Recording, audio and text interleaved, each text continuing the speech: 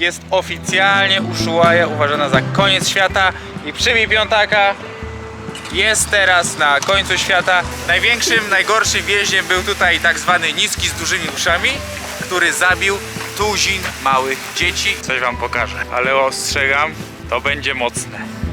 Jego właśnie zjemy. Jak widzicie, obcowanie z naturą na Patagonii jest naprawdę na porządku dziennym i na najwyższym poziomie. Już po prostu bardziej nie może być, bo to jest obcowanie z dziką naturą i to jest tu przepiękne. Lwy morskie i kormorany w tle, no nie, to jest szok. I to jaka wielka kolonia, jak się. Do widzenia, przybij piątaka jest już na końcu świata, dalej się nie da.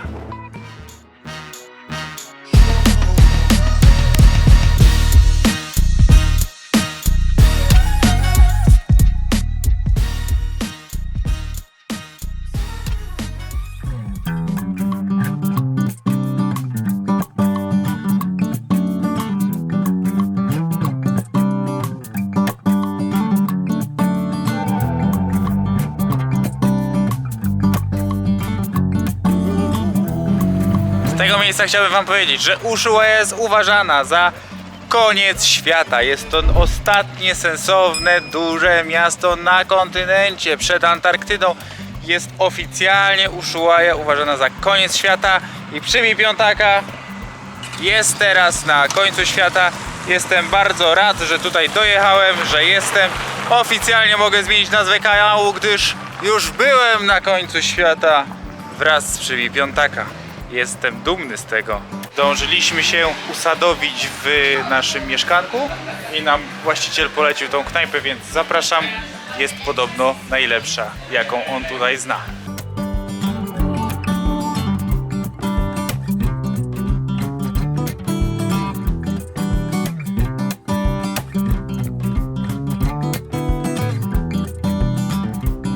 Teraz wam dam spróbować tutejszego piwa. Fajne jest to, że kelnerzy nalewają je jakby nie barman, tylko kelnerzy i że nalewak jest od tej strony, zobaczcie. Piwo jest dane ewidentnie tak do pełna, mętne, musi być dobre. Wyborna IPA, jedna z lepszych jakie w ogóle piłem, fajnie zbalansowane, zajebiste. Tu jest Ushuaia.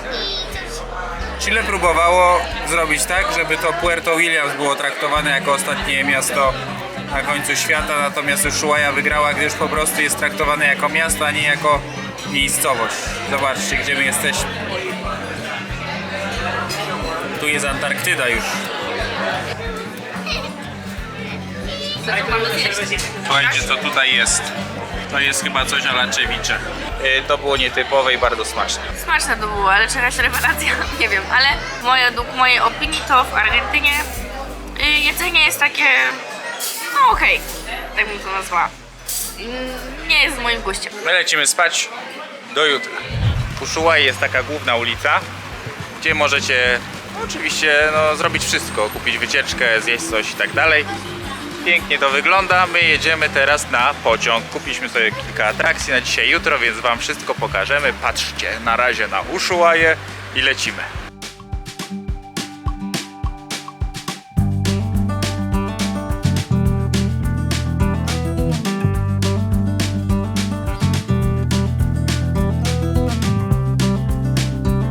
Proszę bardzo, tu jest dworzec. Tam jest kolejka na pociąg, do której się zaraz ustawimy. Mamy pociąg numer 6. Słuchajcie, tym pociągiem kiedyś przewożono towary i więźniów. Znaczy głównie towary, drewno i tak dalej, tylko że więźniowie to robili. O tak. Możecie tutaj zobaczyć zdjęcia, jak to wszystko wyglądało. Tak wyglądały więzienia. Natomiast teraz jest to pociąg stricte turystyczny i nazywa się Pociąg na końcu świata. Dlatego właśnie tam idziemy. To jest jedyne takie więzienie na świecie. Było. Ono było dla takich największych zwyroli, jak ja.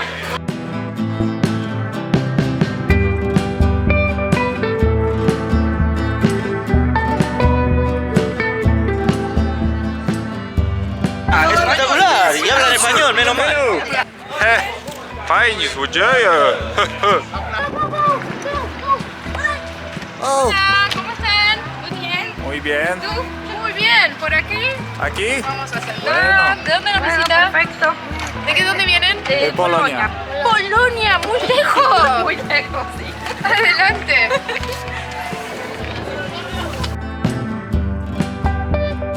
Eso de que lo necesiten pueden abrir las ventanas, en las que vamos a sentir.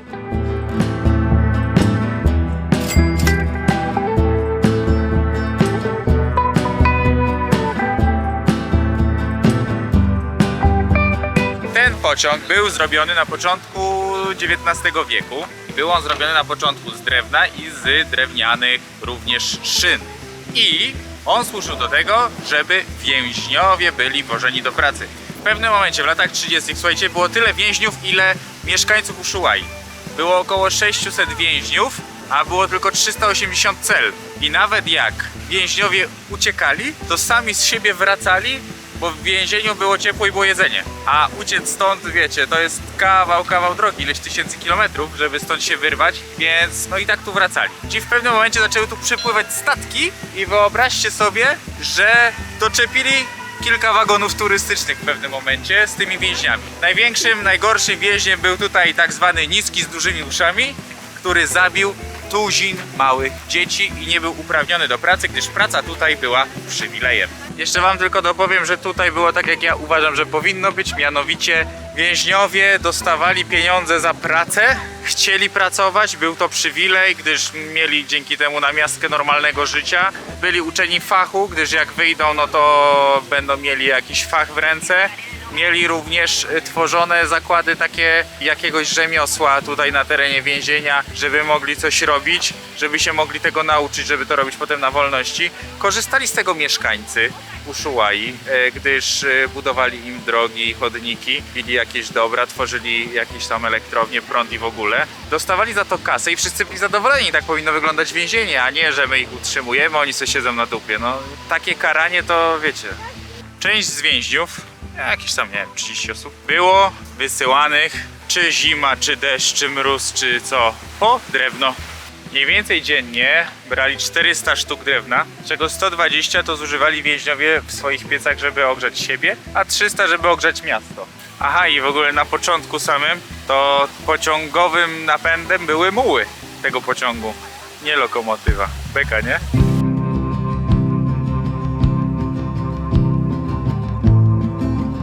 Nie myślę, że ten wodospad Macarena tam się zaczynał i kończyć. On jest taki wielki i to jest cała kaskada.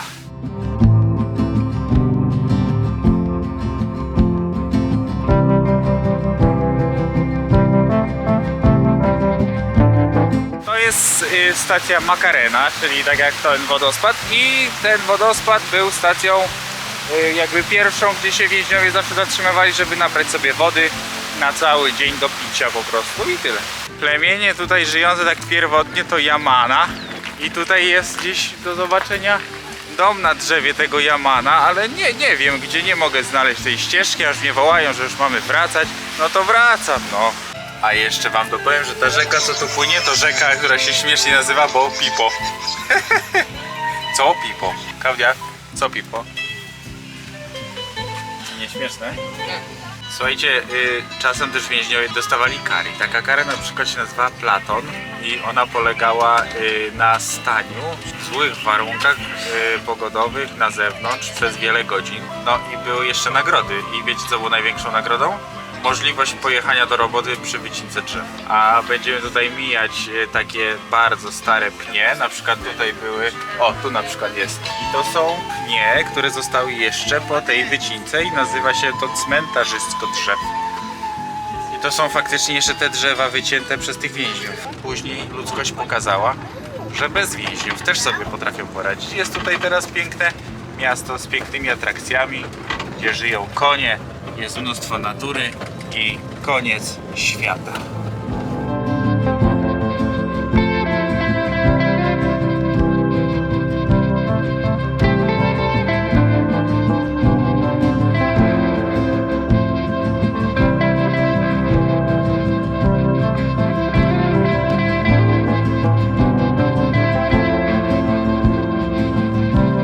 No, we can disembark to the door on the right.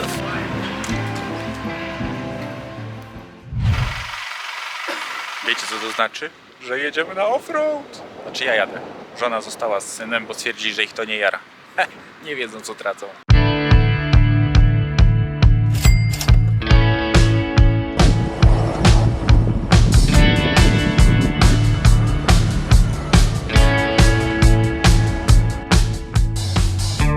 Idziemy teraz nad jezioro. Coś wam pokażę, ale ostrzegam, to będzie mocne.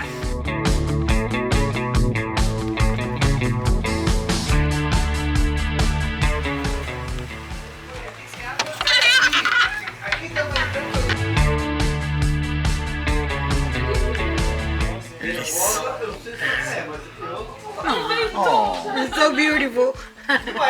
Jak widzicie, obcowanie z naturą na Patagonii jest naprawdę na porządku dziennym i na najwyższym poziomie. Już po prostu bardziej nie może być, bo to jest obcowanie z dziką naturą i to jest tu przepiękne. Słuchajcie, jestem na wyciągnięcie ręki prawie od tego lisa. W Polsce by wszyscy uciekali, bo by myśleli, że ma wściekliznę, nie? Jest taki trend u nas.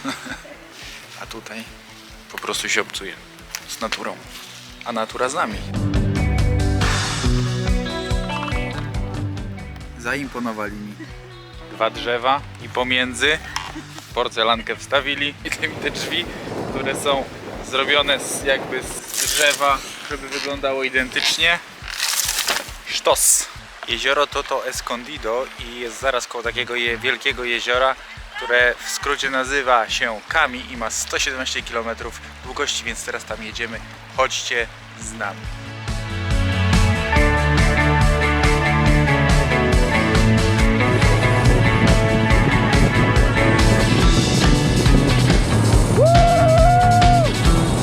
Jezioro Kami! Jezioro Kami ma 117 km długości, słuchajcie, i ma bodajże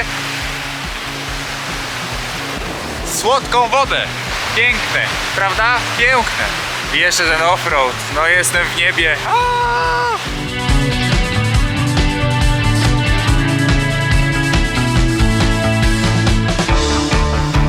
No i wracamy z tej super wyprawy. Byłem sam, ciekawe jak moja familia, ale jutro razem jedziemy rano na konie, więc znowu będzie pięknie. Zapraszam, dziękuję za dzisiaj i do jutra.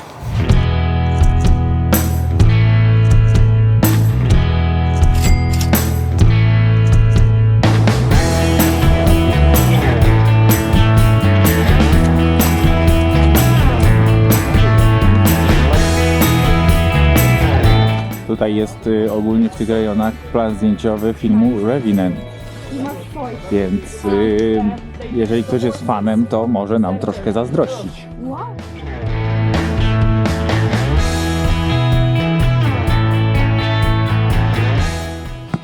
Wow. No ja cię kręcę, jak to jest ładnie. Uhuhuhu. Uhu.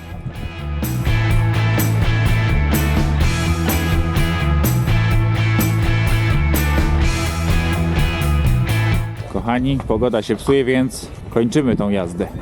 Także zapraszam na kolejne atrakcje, wycieczkę statkiem, muzeum, gdzie wejdziemy do celi, znaczy do takiej celi jak więźniowie byli. Także dziękuję bardzo i do następnej atrakcji. Chowam kamerę, cześć. Mam nauczkę, że trzeba się pytać, czy Julek będzie jeździł sam, czy nie sam, bo ja z nim jeździć nie chcę. Dlatego, że jest to bardzo niewygodne, skrajnie niewygodne dla mnie. Dużo bardziej ucierpiały moje krocze i pachwiny niż normalnie. Trzeba chyba sprawdzać jakieś opinie a propos tego, bo na przykład tutaj nie pozwolili nam w ogóle jeździć szybciej. Trzeba było tylko spacerować, no i powiem wam, że jazda na jednym siodle z dzieckiem to jest afera. Dlatego trzeba pytać, jeśli będziemy z tego korzystać ponownie, to trzeba o to pytać. Dobra, idziemy. Dziękujemy za tą atrakcję, idziemy dalej. Jego właśnie zjemy. Papas fritas. Papas fritas, es una salsita para ponerle. Vamos a dar vuelta todo a lo largo. Abrimos y se come la de adentro. ¿Bien? Okej. Muchas gracias. No, por favor. Permiso. Utrzymam ci? Jest to naprawdę smaczne, ale fajnie, że są frytki i ryż, bo byśmy wyszli głodni. Także wychoda. Był dobry, ale się nie najesz i jest to stosunkowo drogie. Szybko przenosimy się na pokład statku. Dzień dobry, witam bardzo serdecznie. Przed Państwem Łukasz Kastelan i ja dzisiaj poprowadzę tą wycieczkę jako Wasz przewodnik. Kartuję. No słuchajcie, płyniemy 2,5 godzinki.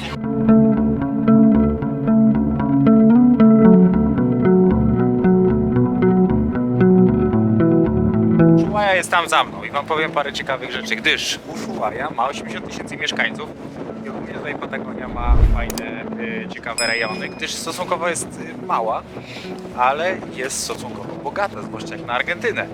I dlaczego tak jest? Ano jest tak dlatego, że po pierwsze ich największym tutaj hajsiwem to jest to, że wydobywają tutaj ropę i gaz. Tutaj nawet jak idziesz sobie tak przez las, jak ja tam jechałem tym 4x4, czy dzisiaj jechaliśmy na koniach, to normalnie nagle żółty słupek, bo w tym miejscu się ulatniał gaz naturalnie i tam pobierają albo zaślepione, żeby pobierać potem. Drugi temat to jest, że mają główny hajs z owiec, których było mnóstwo, jak jechaliśmy, i z rybołówstwa, tutaj z owoców morza. Trzecie to turystyka, gdyż jest to mega turystyczne miasto. A czwarty to jest industria, czyli fabryki.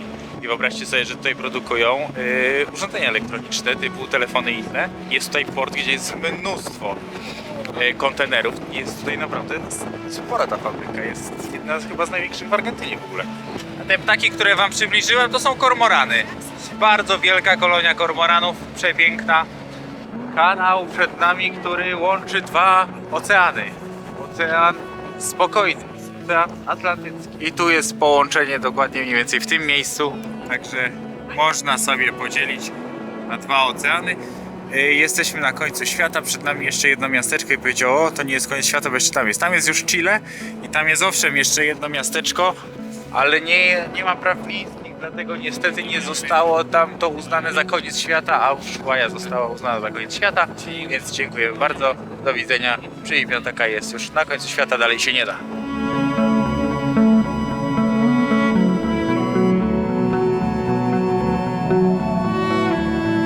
Klaudia właśnie mi mówi, że cały czas, że oni tu chodzili nago i że chodzili nago i że chodzili nago. No i faktycznie tak są przedstawiani, a czy naprawdę chodzili nago? Mi się wydaje, że w jakichś skórach, bo mimo wszystko tu jest zbyt zimno, żeby chodzić nago. No ale dlatego pewnie jest to ziemia ognista, no bo wszędzie się paliło ogniska. Było tak zimno, może dlatego. Chciałbym Wam też powiedzieć, że był tutaj bardzo duży konflikt w 1984 roku o granicę między Chile a Argentyną.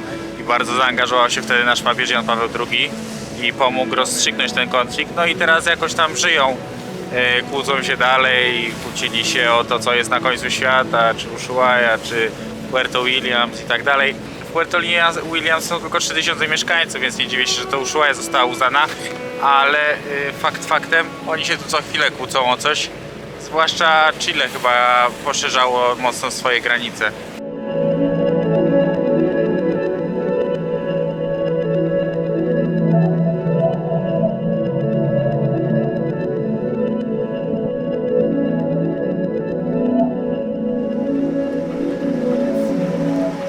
Jakie wielkie, wow! Lwy morskie i kormorany w tle, no nie, to jest szok. I to jaka wielka kolonia, jak się... No i koniec wycieczek, do domu. Fajnie było, ale wiecie co, ja się chyba trochę pochorowałem i jest mi zimno. Ja mam dość trochę, jestem wymęczony. No i oprócz tego ja jutro będę jechał 9 godzin samochodem. Ja chyba wymiękam. Jesteśmy w miejscu więzienia. Przyszliśmy zobaczyć cele.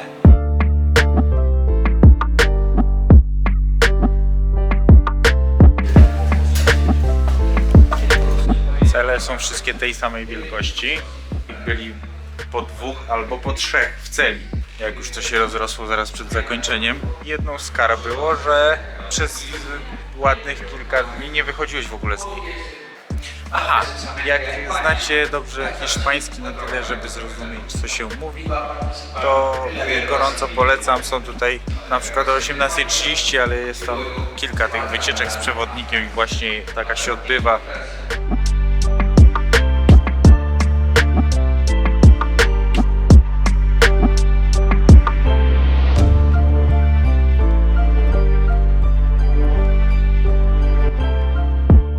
tutaj jest jedyny pawilon, który wygląda tak, jak wyglądał w rzeczywistości, mianowicie drewniane balkony, obskurne cele, nawet nie 2x2. Wszystko jest raczej niepomalowane. Oczywiście leżysz na gołym betonie. No, tutaj daje to wszystko do myślenia. Aczkolwiek, tak jak wam mówiłem, tak ci ludzie wracali nawet jak uciekli. 2 piece na cały blok. No i tyle. Bardzo, bardzo dla mnie ciekawy blok. W sumie najciekawszy. Jak miałbym tu siedzieć, to też bym wolał iść wycinać drzewa. No i zobaczcie, jak ci ludzie, kurczę, faktycznie mieli jakąś skórę, żeby się okryć, ale ogniska palili nawet na łódce. Jedno zmarznięte dziecko skulone gdzieś tu. Już realne zdjęcie.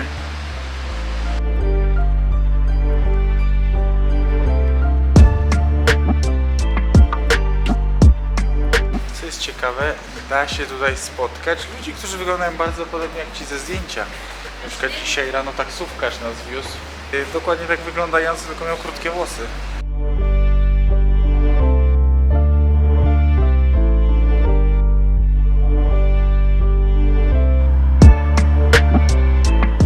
Żegnamy się z tym pięknym miastem Ushuaia i lecimy już do Puerto Natales na samolot. Piękne widoki, jeszcze trochę naciszymy oczy i cały dzień jazdy.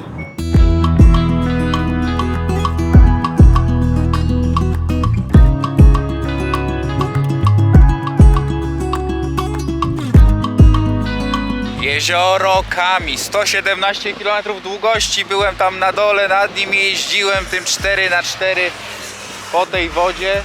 Natomiast to z innej perspektywy, z góry, piękny widok, prawda?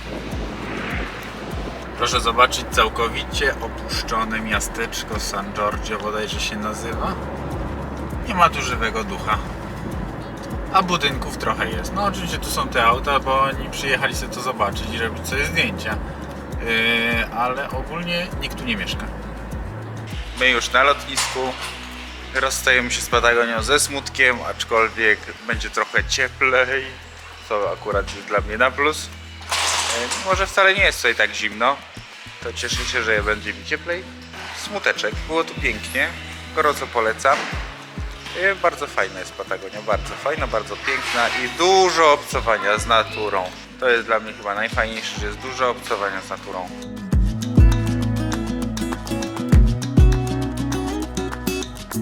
Było fajnie. Tak? A co ci się najbardziej podobało? Konie i pingwiny. To super, to pionę przybij. I jeszcze mi się podobały 2 pingwiny. No, mi też. Jedne żółte mi się podobały strasznie. No, mi też.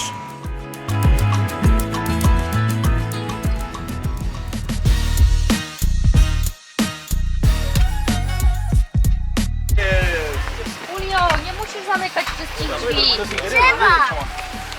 Mandar la nube No tak nie wolno. y te mando todo abajo. Oni go zabili? Oni go zabili?